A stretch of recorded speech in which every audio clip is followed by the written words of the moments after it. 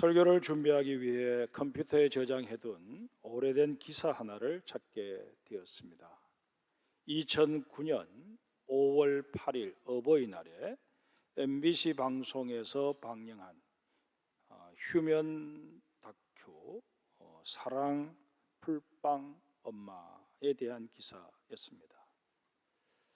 척추장애를 가지고 태어난 데다 소아마비까지 앓아 한쪽 다리를 절게 된 최정미 씨의 이야기입니다. 1급 장애인임에도 불구하고 어렵게 결혼해서 딸과 아들을 낳았습니다. 그러나 남편은 둘째가 태어나던 해에 가출해서 소식을 끊어버렸습니다. 마땅한 기술도 재산도 없었던 최정미 씨는 38살에 싱글맘이 되어 풀빵 장사를 시작하게 되었습니다. 일주일 중 닷새는 아이들을 타가소에 맡기고 금요일 밤이 되어서야 아이들을 집으로 데려오는 고단한 삶을 수년간 살아야만 했습니다. 독실한 기독교 신자였던 그녀는 그 고달픈 삶 가운데서도 두 아이로 인해 행복을 누릴 수 있다는 사실 자체에 감사하며 늘 웃음을 잃지 않았습니다. 그러던 어느 날 속이 좋지 않아 병원을 찾았더니 위암 말기라는 것이었습니다. 하늘이 무너지는 것만 같았습니다. 그러나 아이들만 남겨놓고 쉽게 죽을 수 없다는 생각에 수술을 받고 항암 치료를 시작했습니다. 그러면서도 생계를 위해 풀빵 굽는 일을 그만둘 수 없었습니다. 그녀는 손님이 뜸한 시간에는 풀빵 틀 곁에 쪼그리고 앉아 기도를 드렸습니다. 하나님, 제가 더 살고자 하는 것은 욕심이 아닙니다. 우리 아이들에 대한 책임이며 의무입니다. 하나님, 암으로 인한 이 고통을 평생 지고 가도 좋으니 아이들과 함께 있게만 해주세요. 8살짜리 딸아이 은서도 타가소의 아이들이 다 잠든 것을 확인하고 나면 일어나 엄마를 위해 기도합니다. 하나님, 우리 엄마 이제는 더 병원 다니지 않게 해주세요. 하루빨리 나와서 우리 세 식구 함께 모여 살게 해 주세요. 이런 딸아이를 둔 이 최정미 씨는 고통 중에서도 꿈을 꿉니다. 꿈속에서는 아이들이 믿음 안에 잘 성장해서 학교를 다 마치고 어느덧 직장인이 되어 있습니다. 정미 씨는 직장에 출근하는 딸 은서에게 예쁜 하이힐을 신겨주며 기뻐합니다. 자녀들을 향한 이런 꿈이 있는 이상 이 최정미 씨는 암과 투병하는 것이 전혀 두렵지 않았습니다. 풀빵을 구워 팔고자 빵틀 앞에 하루 종일 쪼그리고 앉아 있는 일도 힘든 줄 몰랐습니다. 자신이 설령 기도한 대로 되지 않고 하나님의 부르심을 일찍 받게 된다고 할지라도 그것 때문에 하나님을 원망하거나 불평할 마음도 전혀 없었습니다.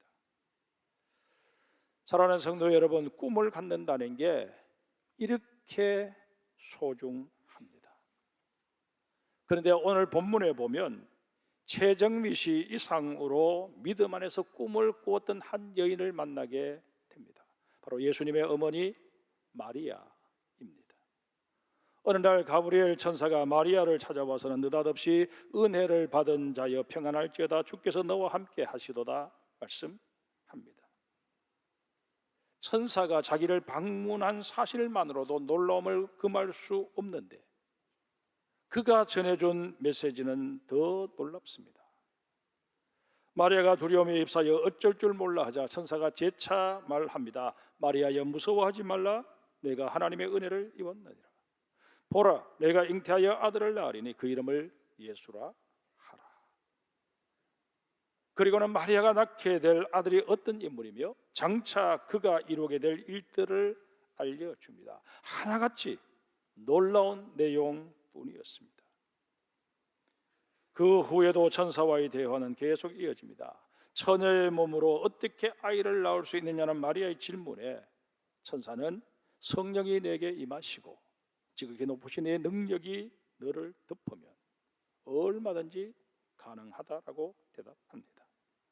그러면서 친척 엘리사벳 이야기를 들려줍니다. 엘리사벳이 그토록 아이를 갖기 원했지만 얻지 못하다가 더는 아이를 낳을 수 없는 나이가 되어서야 임신했고 임신한 지 벌써 6달이 되었다는 것이었습니다.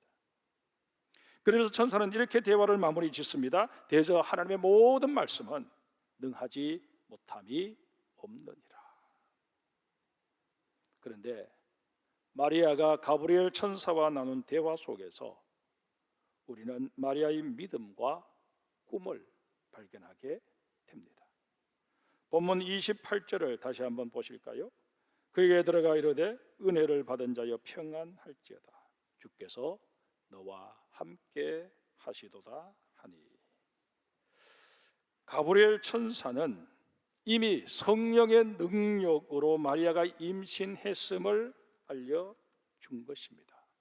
그러나 이때까지만 해도 마리아는 이 천사의 말을 제대로 이해하지 못했습니다. 말을 바꾸면 하나님의 은혜를 제대로 수용할 수 있는 마음의 준비가 전혀 마리아에게 되어 있지 않았다는 것입니다. 그런데 그 다음 30절을 한번 보세요. 천사가 이르되 마리아여 무서워하지 말라. 내가 하나님께 은혜를 입었느니라. 시간적으로는 그리 오래지 않은 상황입니다. 그런데 우리말 성경에서는 이 28절의 은혜를 받은 자라는 말과 또 30절의 은혜를 입었다 하는 말이 비슷하게 여겨집니다. 그런데 원어 성경을 보면 사용하고 있는 단어가 전혀 다릅니다. 28절에서 은혜를 받은으로 번역된 헬라어는 케카리토메네입니다. 일방적으로 은혜가 임해서 그것을 누리게 되는 상태를 의미하는 단어입니다.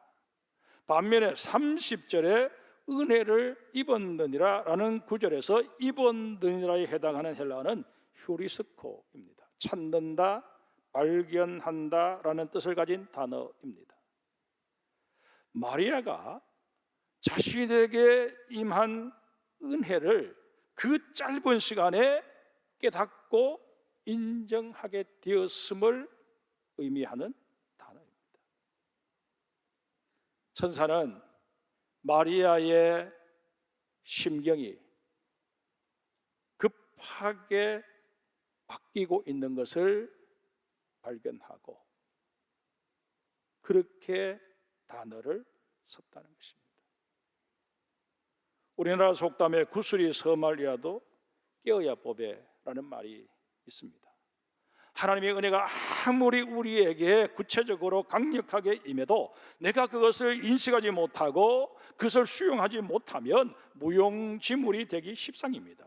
고린도후서 1장 6절에 바울이 뭐라고 권면합니까? 우리가 하나님과 함께 일하는 자로서 너희를 권하노니 하나님의 은혜를 헛되이 받지 말라. 고린도전서 15장 9절 10절을 한번 보실까요?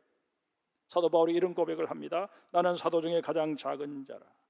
나는 하나님의 교회를 박해하였으므로 사도라 칭함받기를 감당하지 못할 자니라. 그러나 내가 나된 것은 하나님의 은혜로 된 것이니 내게 주신 그의 은혜가 헛되지 아니하여 내가 모든 사도보다 더 많이 수고하였으나 내가 한 것이 아니요 오직 나와 함께 계신 하나님의 은혜로라. 사도 바울은 교회를 박해하며 온갖 몹쓸 짓을 저질렀던 자신을 하나님께서 일방적인 은혜로 구해 주셨다는 것입니다. 그러기에 그 엄청난 은혜가 헛되지 않도록 자신은 다른 사도보다 더 열심히 복음을 전했다고 밝힙니다. 아울러 자신이 그렇게 열정적으로 복음을 전할 수 있었던 것 역시 하나님께서 내게 열심을 공급해 주셨기 때문이라고 고백합니다. 한마디로 하나님의 은혜를 사장시키지 않고 선용하고자 최선을 다했고, 하나님께서는 그런 자신에게 더 큰 은혜를 베풀어 주셨다는 것입니다. 은혜가 더 큰 은혜로 내게 다가왔다는 그런 감사의 고백을 하고 있는 것입니다. 여러분, 우리는 다 하나님의 은혜를 받아 누리며 이 2023년을 살아왔습니다. 우리는 그 가운데 은혜를 잊어버린 것도 분명 없지 않아 있을 것입니다. 그러나 이 2023년 말미에 한 해 동안 하나님께서 내게 베풀어 주신 그 은혜를 다시 캐내어서 그 은혜에 감사하며 그 은혜를 다시 선용하여 하나님께 영광 돌려드리기를 결단할 수 있는 여러분과 제가 되어야 할 것입니다. 다시 마리아 얘기로 돌아가 봅시다. 마리아는 하나님께서 자신을 거룩하게 구별하셨고, 그로 인해 자신의 작은 머리로서는 도무지 이해될 수 없는 엄청난 일이 지금 벌어지고 있음을 직감했습니다. 그래서 뭐라고 말합니까? 주의 여종이오니 말씀대로 내게 이루어지이다 고백합니다. 내가 다 이해한 것은 아니라는 것입니다. 그러나 하나님이 계획하셨으니 하나님의 뜻대로 이루시기를 바란다. 그렇게 지금 고백합니다. 그러나 여러분, 마리아의 입장에 서서 다시 한번 우리 생각해 봅시다. 약혼한 처녀가 예비 신랑과 무관하게 아이를 갖게 되는 일은 결코 가볍게 생각하고 넘길 문제가 아니었습니다. 유대인들의 결혼 풍습을 보면 결혼하기를 원하는 남자가 상대 여자의 부모를 찾아가서 상당한 액수의 지참금을 드리는 것으로 혼사가 시작됩니다. 신부의 부모는 지참금을 가지고 온 그 신랑이 마음에 들면 그 돈을 받습니다. 그로 인해서 이 남녀 사이에 1차적인 결혼 계약이 성립됩니다. 그러면 이 남자는 자신이 신부로 삼고 싶은 그 여자에게로 가서 포도주를 따라주며 나는 당신을 위해 내 생명을 바칠 각오가 되어 있습니다. 이 잔을 받아 마심으로 나의 아내가 되어 주십시오. 그렇게 청혼을 합니다.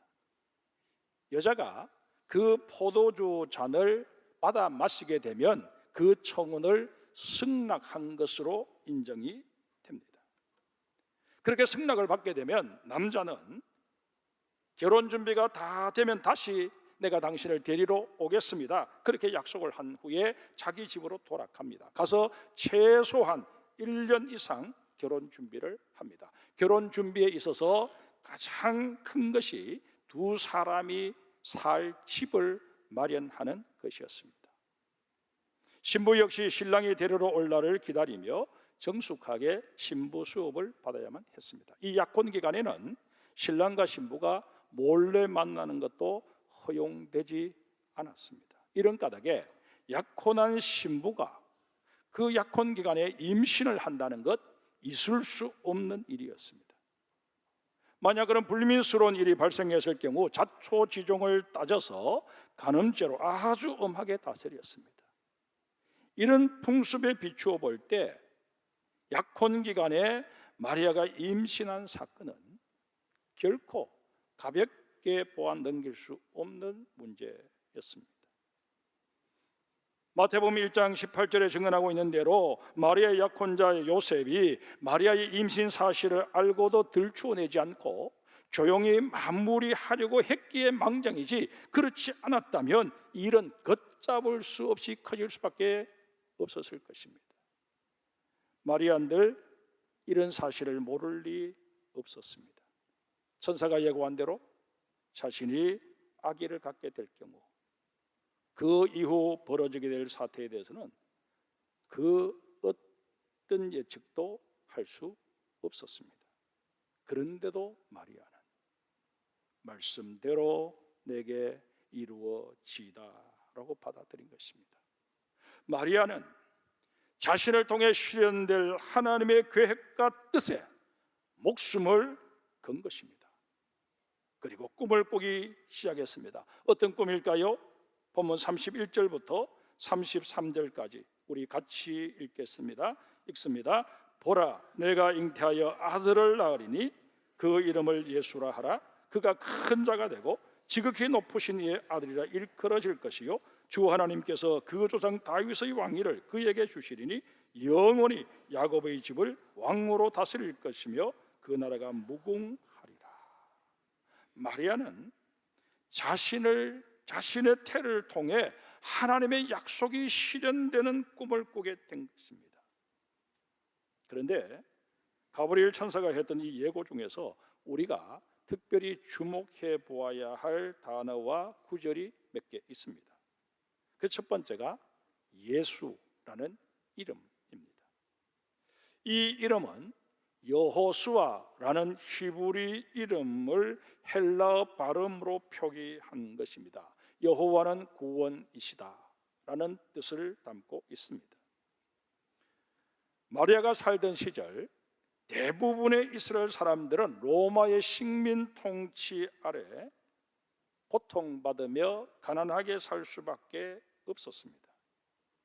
그들은 그 억압과 가난 속에서 일찍이 선지자들을 통해서 하나님께서 예언해 주신 그 메시아가 오시기를 학수고대하고 있었습니다. 그런 시대적 상황 속에서 가브리엘 천사가 마리아를 찾아와서 하나님께서 일찍이 선지자를 통해서 보내주시겠다고 하신 그 메시아가 이제 너의 태를 통해 태어날 것이다 말씀하여 주신 것입니다. 이에 마리아는 두려웠지만 그 엄청난 일이 나를 통해 이루어진다는 사실에 감격하며 이렇게 노래합니다. 내 영혼이 주를 찬양하며 내 마음이 하나님 내 구주를 기뻐하였으면 그의 여종의 비천함을 돌보셨습니다. 보라, 이제 후로는 만세의 날을 복이 있다 일컬이로다. 능하신 네가 큰 일을 내게 행하셨으니 그 이름이 거룩하시며 긍휼하심이 두려워하는 자에게 대대로 이르는도다. 하나님께서 예정해 주신 구원 계획에 자신을 사용해 주시니 그저 감사할 뿐이라고 노래한 것입니다. 앞서도 말씀드렸지만 마리아 편에서 볼 때는 이 일이 마냥 좋아할 일이 아니었습니다. 그런데도 마리아는 기뻐하며 이 일을 이루어 가시는 하나님을 찬양합니다. 어떻게 이룰 수 있었을까요? 자신이 처하게 될 위기의 상황보다 자신을 통해 이루실 하나님의 계획이 훨씬 더 크고 소중함을 알았기 때문이었습니다. 여러분, 우리도 인생을 살다 보면 하나님의 일과 나의 일, 이 둘을 놓고 저울질하게 될 때가 없지 않아 있습니다. 그때 우리도 마리아처럼 나에게 어떤 상황이 벌어진다고 할지라도 나를 통해 하나님의 뜻이 이루어지기를 원합니다 고백할 수 있는 하나님의 사람들이 되어야 할 것입니다. 또 하나 살펴보아야 할 구절은 지극히 높으신 이의 아들이라는 표현입니다. 이 표현은 예수님께서 가지신 신성을 증언하는 말로서 예수님이 바로 하나님께서 약속하신 그 메시아이심을 확실하게 드러내고 있습니다. 역시 마리아의 수태 사건을 소개하고 있는 마태복음 1장에 보면 주님의 사자가 요셉의 꿈에 나타나 이렇게 말합니다. 보라, 처녀가 잉태하여 아들을 낳을 것이요 그의 이름은 임마누엘이라 하리라 하셨으니 이를 번역한즉 하나님이 우리와 함께 계시다 함이라. 이 천사의 말은 일찍이 이사야 선지자가 예고한 내용과 일치하는 것이었습니다. 천사는 지금 요셉이 자기의 약혼자가 자기와는 아무 상관없이 아기를 가지게 된 이 사실을 받아들임에 있어서 많은 혼란스러움과 의구심이 있다는 것 잘 알고 있었습니다.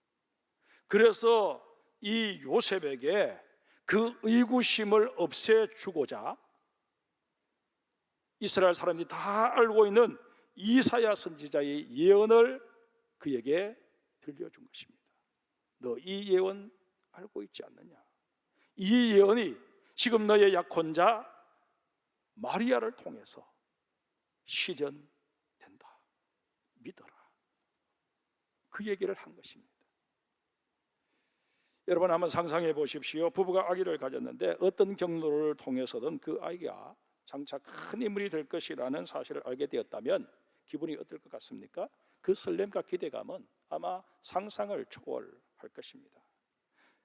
하물며 태중의 아기가 메시아라는 소식을 접하게 된 이 요셉과 마리아는 오죽했겠습니까? 특히 예수를 태중에 10개월 동안이나 품고 있어야 했던 마리아는 시도 때도 없이 벅차오르는 감정을 겨우 억누르며 수많은 꿈을 꾸었을 것입니다. 자신의 태를 통해 이 땅에 오실 메시아가 펼쳐가실 그 엄청난 일들과 그분이 이루실 나라를 생각하면 자다가도 일어나 하나님, 이 엄청난 일이 나를 통해 이루어지게 하시니 진심으로 감사합니다. 그렇게 기도했을 것입니다. 비천한 여인 마리아를 통해 인류 역사상 가장 위대한 일을 이루신 하나님께서 미련하고 부족하기 짝이 없는 우리를 통해서도 하나님의 일을 이루어 가신다 하는 사실을 믿어야 합니다. 그러기에 여러분, 우리에게 주어진 그 삶의 자리에서 우리는 언제나 하나님을 바라보며 내가 할 수 있는 최선의 노력을 경주함으로 말미암아 정말 나를 통해서 이루시기를 원하시는 하나님의 원대한 꿈을 이루어 드리는 하나님의 사람들이 되어야 할 것입니다. 우리가 큰 일을 이루고 모든 사람들이 박수갈채를 받아야만 우리의 역할을 다했다, 그렇게 말할 수 있는 것은 아닐 것입니다. 내게 주어진 일이 지극히 작은 일이라 할지라도 이 일을 통해서 하나님이 영광 거두시기를 원하신다면 나는 이 일에 최선을 다하겠습니다 고백하는 하나님의 사람들이 되어야 할 것입니다. 하나만 더 살펴보겠습니다. 그 조상 다윗의 왕위라는 표현입니다. 당시 이스라엘 백성이라면 메시아가 다윗의 후손으로 오신다 하는 사실은 익히 알고 있었습니다. 마리아도 이 사실을 잘 알고 있었습니다. 그뿐만 아니라 마리아는 자신의 약혼자 요셉이 다윗의 후손이라는 것도 익히 알고 있었습니다.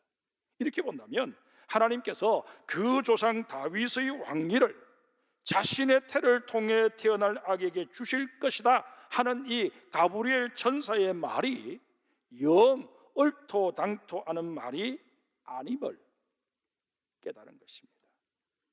마리아는 자신의 태를 통해 태어날 아기가 이 땅에 영원한 하나님의 나라를 세우실 것이다 라는 확신 속에 꿈을 꿉니다. 온 세계가 그의 통치 아래 놓이게 되는 그런 그림을 계속해서 그립니다. 그리고 그 모든 꿈이 성취될 것이라 확신하며 이렇게 외친 것입니다. 말씀대로 이루어지이다. 하나님께서 하시겠다고 작정하시면 그 일은 반드시 이루어질 것이고 나는 그 일에 무조건 따르겠다는 것입니다. 사랑하는 성도 여러분, 마태복음 5장 18절에 천지가 없어지기 전에는 율법의 1.1획도 결코 없어지지 아니하고 다 이루리라 주님 말씀하십니다.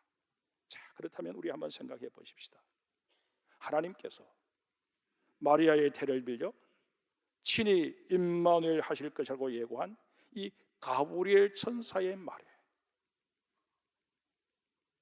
아멘하며 초림의 예수를 영접했던 그 마리아처럼 우리도 하늘로 올려주신 이 예수는 하늘로 가심을 본 그대로 오시리라 라고 예고한 천사의 말에 아멘, 주 예수여 오시옵소서 고백하며 재림하실 메시아를 기다려야 하지 않겠습니까? 예수님은 반드시 다시 오십니다. 이 사실을 우리 모두 확신하고 나에게 주어진 인생이 얼마이든 간에 주님 맞이할 준비를 하며 살겠습니다. 주님 만나는 그 꿈을 꾸며 나는 살겠습니다. 고백하는 우리 장성의 모든 성도들이 되어야 할 것입니다. 이런 우리 가운데 주님 늘 함께 하셔서 내 꿈이 구체화될 수 있도록, 그리고 내 믿음이 더 견고해질 수 있도록 역사하여 주실 것입니다.